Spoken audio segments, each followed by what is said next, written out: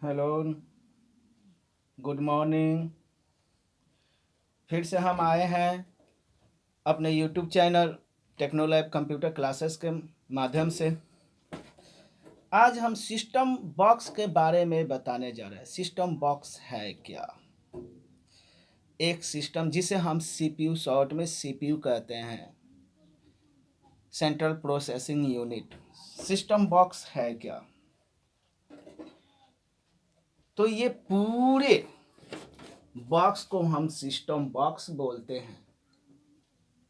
अब इस system box में होता क्या क्या है, कौन सा डिवाइस मिलाकर एक सिस्टम बॉक्स तैयार किया जाता है, जिसमें सीपीयू होता है, मदरबोर्ड होता है, रैम होता है, एसएमपीएस होता है,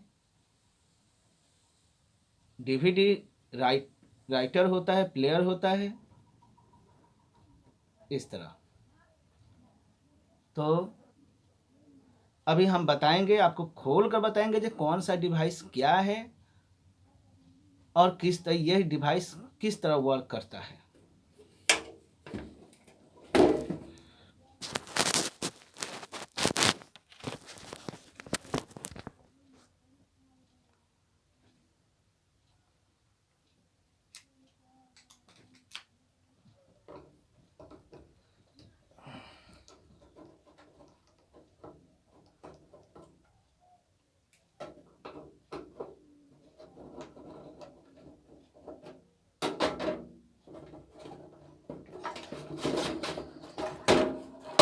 सबसे पहले इसके बारे में हम बता दें, ये हमारा हार्ड डिस्क हो गया, यानी कंप्यूटर का मेमोरी हो गया, जिसे सेकेंडरी मेमोरी कहते हैं। कंप्यूटर का सेकेंडरी मेमोरी यही होता है। इसका क्षमता होता है बहुत सारे, जिस तरह लोग प्रयोग करते हैं, जिस तरह का डाटा इसमें रखना चाहते हैं, जितना डाटा रखना चाहते हैं उतना जीबी का आप उतना जीबी का आप प्रयोग कर सकते हैं। आजकल तो जनरल सी बात है, जितना भी लोग यूज कर रहे हैं 1 TB और 500 GB से नीचे कोई यूज कर ही नहीं रहा है। उससे भी नीचे होता है बहुत सारा। तो ये हार्ड डिस्क हो गया। बता दीजिए इसका काम क्या है। जितना भी हम डाटा, मीडिया सेव करते हैं, डाउनलोड करते हैं, ये हमारा हार्ड डिस्क में अवेलेबल होता है, यानी हमारा हार्ड डिस्क में रहता है। विंडोज जितना भी सॉफ्टवेयर है इंस्टॉल करते हैं, जो कुछ भी होता है, जितना डाटा हो गया, सॉफ्टवेयर हो गया, ये सारा हमारे हार्ड डिस्क में अवेलेबल होता है। ये हार्ड डिस्क में स्टोर होता है। ये कंफर्म हो गया। अब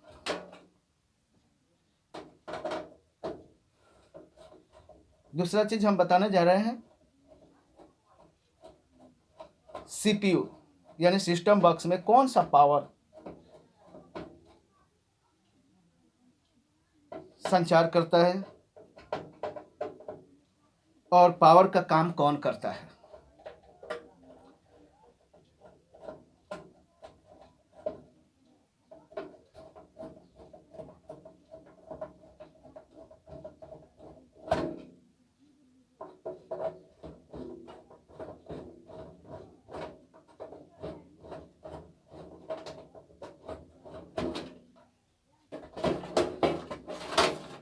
पावर का काम, ये पावर का काम ये करता है, जिसको हम एसएमपीएस कहते हैं, switch mode power supply. Switch mode power supplier भी कहते हैं। ये पावर सप्लायर, इसे डायरेक्ट पावर सप्लायर भी कहते हैं, इसे एसएमपीएस कहते हैं। ये एसी लेता है और डीसी में कन्वर्ट करता है। हम आपको बता दें, इस संसार में जितना भी इलेक्ट्रॉनिक डिवाइस जो डिजिटल होता है, वो सब डीसी पावर पर चलता है। लेकिन हम यूज करते हैं एसी। तो एसी क्या करता है, जो एसी लेता है और डीसी में कन्वर्ट कर, जैसे मोबाइल का चार्जर हो गया। मोबाइल का चार्जर क्या है हमारा, एसी हम लगाते हैं, एसी में लगाते हैं, यानी डायरेक्ट हम एक्सटेंशन बोर्ड में लगाते हैं। एक्सटेंशन बोर्ड से वो क्या करता है, मोबाइल चार्ज में हम डाल देते हैं, तो मोबाइल जो उसका एडेप्टर होता है वही एसएमपीएस की तरह होता है। ये वो एक प्रकार का एसएमपीएस ही है, जो एसी से वो डीसी में कन्वर्ट करता है। जितना की जरूरत होता है उतना वोल्ट वो क्या करता है, बाहर ट्रांसफर संचार करता है, आउट निकलता है, बाहर आउटपुट के रूप में वो निकालता है, जैसे 5 वोल्ट, 12 वोल्ट, 19 वोल्ट वगैरह। तो ये एसएमपीएस है। ये क्या होता है, इसमें हम ऐसी जो भी हम पावर एक्सटेंशन बोर्ड में लगाते हैं, यहाँ से हम जोड़ते हैं। ये क्या करता है, जो ये इन एसी इन करता है और बाहर से आउट डीसी आउट करता है, और डीसी ये मदरबोर्ड में सप्लाई करता है। तीसरा हो गया रैम, जिसे रैंडम एक्सेस मेमोरी कहते हैं। इसका काम है डिस्प्ले कराना, और ये प्राइमरी मेमोरी होता है। कभी कभी होता क्या है, जे कई दिन तक सिस्टम हमारा बंद पड़ा रहता है, और जब हम इसको ऑन करते हैं तो वो ऑन हो जाता है, बट मॉनिटर डिस्प्ले पर ये कुछ ग्राफिक्स दिखाई नहीं पड़ता है। यानी वो चलता है, सीपीयू रन है, सीपीयू में पावर आ रहा है, लेकिन डिस्प्ले नहीं कर पाता है। तो इसके कारण रैम भी होता है। तो उस समय क्या होता है, इसी रैम को हम निकाल कर और पोंछ देते हैं। इसका जो ये पॉइंट है, पॉइंट को इरेजर से, थोड़ा सा इरेजर से इसको हल्का हम इरेज कर देते हैं, और फूंक फाँक कर थोड़ा सा साफ करके, और जैसे ही उसमें हम डालते हैं तो 95% यानी 99% ऐसा प्रॉब्लम सॉल्व हो जाता है। नाइदर रैम खराब भी हो सकता है, तो वहाँ पे रैम दूसरा लगाकर भी देखा जा सकता है। इस तरह से कई दिनों तक सिस्टम बंद पड़ने से एक रैम का भी रीज़न नहीं होता है। हो सकता है कि आपका प्रोसेसर, जिससे प्रोसेसर, हाँ आपको बता दें प्रोसेसर क्या है। प्रोसेसर एक सीपीयू होता है, और इसका प्रयोग जो होता है वो मदरबोर्ड के अंदर इसका प्रयोग होता है, और ये मदरबोर्ड के अंदर रहता है। ये प्रोसेसिंग का काम करता है, और यही मेन होता है। तो कभी कभी रीजन होता है प्रोसेसर का भी। कभी कभी क्या होता है, जो रैम हमारा सही है और फिर भी डिस्प्ले नहीं कर रहा है, पावर आ ही रहा है फिर भी डिस्प्ले नहीं कर रहा है, तो इसका रीजन प्रोसेसर भी हो सकता है। हम प्रोसेसर को भी क्या करेंगे, रैम को देख लिए तो उसके बाद प्रोसेसर को निकालेंगे। अब प्रोसेसर होता क्या है, प्रोसेसर होता कैसा है, ये हम आपको बता दें। ये आप भी आसानी के साथ ऐसे कर सकते हैं, ऐसे सॉल्व कर सकते हैं। यानी कई दिनों तक आप सिस्टम बंद करके और घर पर कहीं चले गए हैं, बाहर टूर पर चले गए हैं वैसे, और जब आए टूर से घूमकर और सिस्टम ऑन किए तो पता चला जी आपका सिस्टम तो ऑन हो रहा है, लेकिन वो आपका डिस्प्ले नहीं आ रहा है, आपका चल नहीं रहा है। तो आप ऊपर का ये सिस्टम का ये पहला ढक्कन खोलेंगे, और वहाँ से वो रैम निकाल कर इस रैम को साफ उफ कर लेंगे। अगर इरेजर मिले तो ठीक है, और वरना ऐसे थोड़ा सा कपड़ा उपड़ा से ऐसे इसको साफ उफ करके और इसको फिर डालने से हमारा प्रॉब्लम सॉल्व हो जाता है। तो अगर इससे भी नहीं होता है तो हम दूसरा काम करेंगे प्रोसेसर का।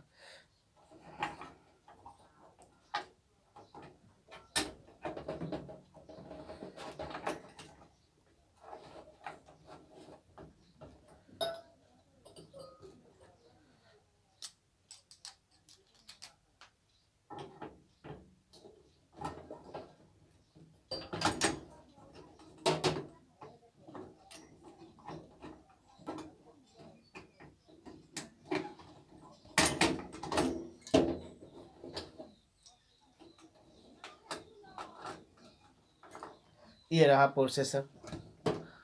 प्रोसेसर यानी सीपीयू, ऐसे सीपीयू होता है, ये प्रोसेसर होता है। ये मदरबोर्ड के इस भाग में लगा होता है।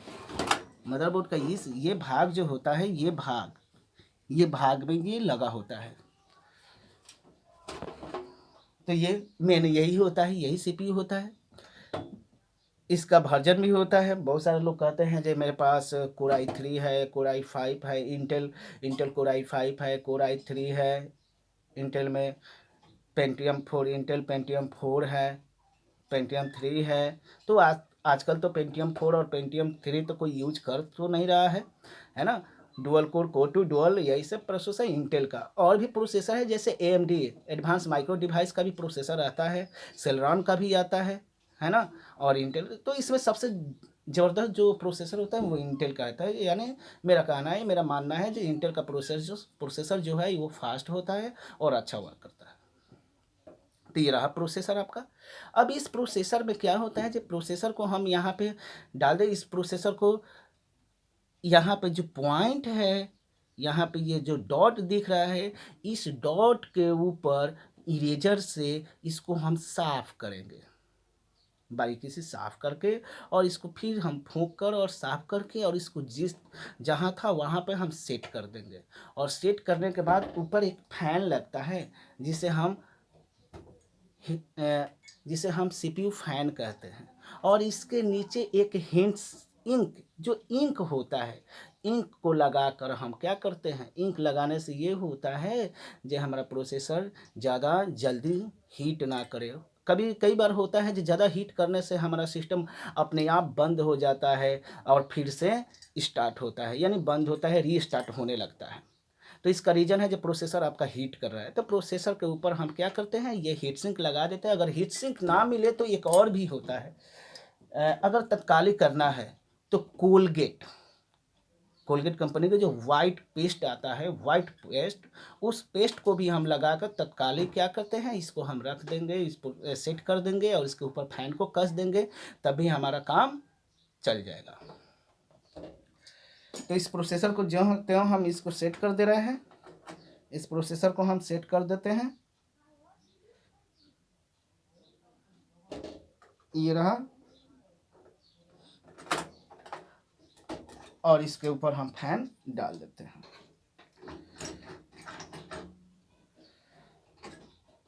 अब मदरबोर्ड, तो ये पूरे थोड़ा सा मदरबोर्ड खोलने में हमको थोड़ा सा असुविधा हो रहा है, क्योंकि ये इसका जो ये क्या है, जो थोड़ा सा पैनल इसका टूटा हुआ है। तो फिर हम नेक्स्ट वीडियो में हम आपको मदरबोर्ड की एक एक पॉइंट के बारे में बताएंगे, उसका कनेक्टर के बारे में बताएंगे, उसका पोर्ट के बारे में बताएंगे, मेल कनेक्टर, फीमेल कनेक्टर, कौन सा पोर्ट किसके लिए काम करता है, ये सारी चीज़ हम आपको नेक्स्ट वीडियो अपलोड करेंगे, उसमें हम आपको बताएंगे। अब क्या है, इस तरह करने से, इतना वर्क करने से में भी हमारा सिस्टम क्या होता है, जो ऑन हो जाता है ये सिस्टम बॉक्स। और ये पूरा को मिलाकर एक सिस्टम बॉक्स होता है। एक सिस्टम बॉक्स में हम आपको बता दें कौन कौन सा, एक सिस्टम को असेंबल करने के लिए, एक सिस्टम बॉक्स को असेंबल करने के लिए यानी तैयार करने के लिए कौन कौन सा डिवाइस की ज़रूरत होता है। तो एक कैबिनेट, जो ये हमारा कैबिनेट हो गया, और एक SMPS, जो ये SMPS हो गया, जिसको पावर की ज़रूरत होती है, ये पावर इन आउट करने की इसका काम होता है। और तीसरा हो गया आपका मदरबोर्ड। तो मदरबोर्ड की कई क्वालिटी होता है, जो मदरबोर्ड में बहुत सारे प्रकार होता है, हम आपको बताएंगे। जैसे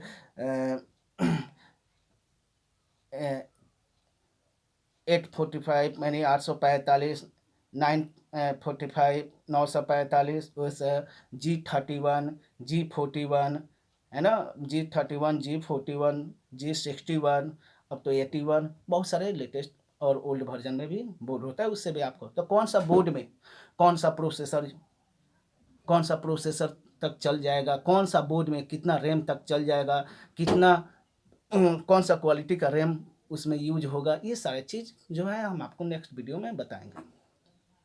तो फिलहाल हम आपको ये बता दीजिए, ये G31 बोर्ड है, G31 बोर्ड है। और G31 बोर्ड के लिए हमको DDR2 रैम की ज़रूरत होती है, DDR2, और DDR2 रैम की ज़रूरत होती है। और इसमें हमारा जो प्रोसेसर होता है वो हमारा फर्स्ट जनरेशन और सेकेंड जनरेशन का प्रोसेसर यूज इसमें किया जा सकता है, ये सारी चीज़।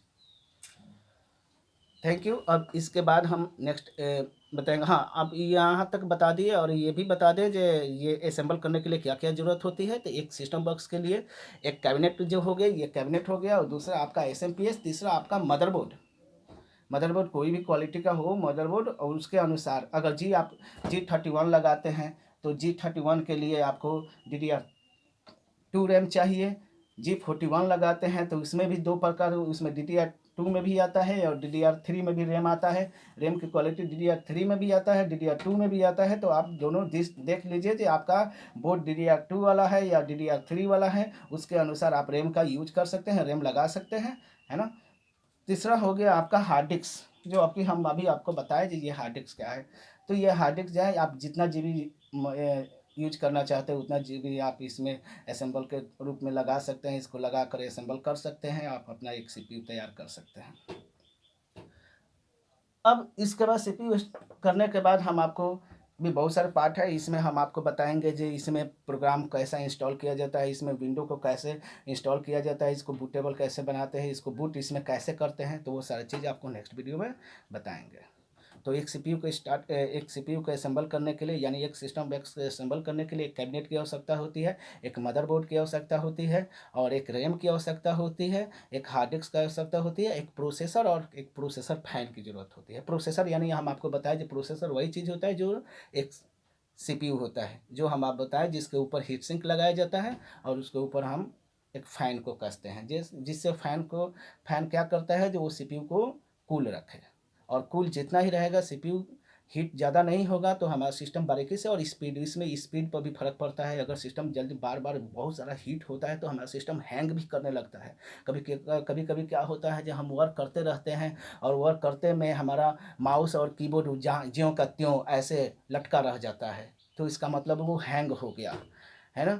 तो वो हैंग होता है प्रोसेसर के रीजन से भी होता है, रैम का रीजन से भी होता है। अधिकतर जो होता है वो प्रोसेसर, यानी आपका सीपीयू बार बार बंद हो जाए।